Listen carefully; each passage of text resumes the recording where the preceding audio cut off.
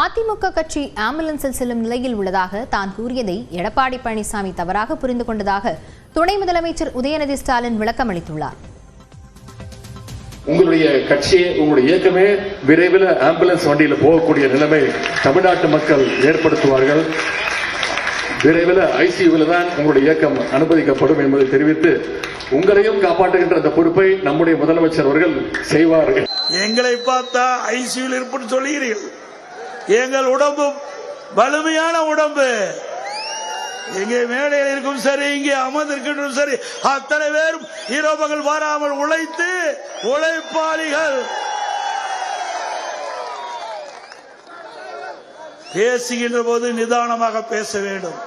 நீங்க விரைவில் ஐசியூல நீங்க என்ன, நான் உங்களை சொல்ல, அதிமுக இயக்கத்தை சொல்ற ஐசியூல நீங்க அனுமதிக்கப்படுவீங்க. கடைசியில் உங்களை காப்பாற்றுற மருத்துவராகவும் எங்களுடைய தலைவர் தான் வருவார் பாருங்க அப்படின்னு தான் சொன்னேன். முழு மனதோடு சொல்கின்றேன், உள் அன்போடு சொல்கின்றேன், அழுத்தமாக சொல்கின்றேன். உங்க அத்தனை பேருடைய குரலாக சொல்கின்றேன். எதிர்க்கட்சி தலைவர் எடப்பாடி பழனிசாமி அவர்களே, நீங்கள் இன்னும் 100 ஆண்டு காலம் நல்ல உடல் நலத்தோடு மனநலத்தோடு நீங்கள் வாழ வேண்டும். அதிமுகவின் நிரந்தர பொதுச் செயலாளராக இருக்கக்கூடிய தகுதி எடப்பாடி பழனிசாமிக்கு மட்டுமே இருப்பதாக துணை முதலமைச்சர் உதயநிதி ஸ்டாலின் நகைச்சுவையாக விமர்சித்துள்ளார். அதுதான் தமிழ்நாட்டுக்கு நல்லது.